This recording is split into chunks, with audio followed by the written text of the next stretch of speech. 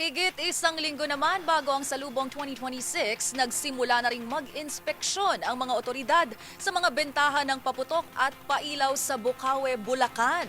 Ang pinakahuling balita mula sa Fireworks Capital of the Philippines, ibabalita sa atin live ni Edwin Duque. Edwin?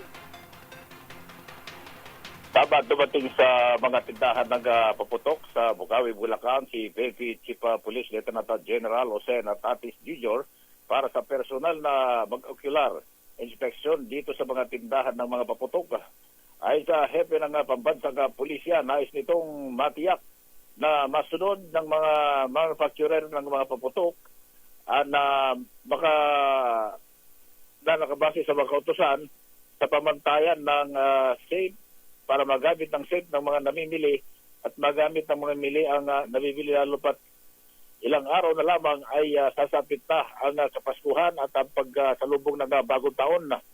Ang paghigpit niya ng pagbebenta ng paggawa ng mga paputok at malalakas na paputok dito sa Bocaue ay base sa House Bill number 5677 na pinagtibay ng resolusyon na pinagtibay naman sa Kamara sa katawan ni 6th District Congressman Cador Pleto ang Act Amending Section 7 of Republic Act 7183 na pinagbabawal ang malalakas na paputok na maaring makapinsala hindi lamang sa personal kundi sa mga ari-arian. Sinalubong siya ni Regional Director, Region 3 Director Brigadier General Ponce Piñones Jr. kung saan ay naglagay sila ng malaking mga tarpaulin at nakasulat dito kung ano yung mga ipinagbabawal at ano naman yung hindi bawal na pwedeng bilhin ngayong Kapaskuhan.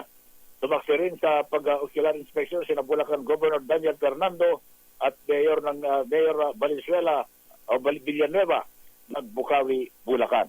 Para sa DCTV Network News, ako sa RS23. Nagulat sa Rizal, una sa Pilipinas, una sa Pilipino. Maraming salamat, Edwin Duque.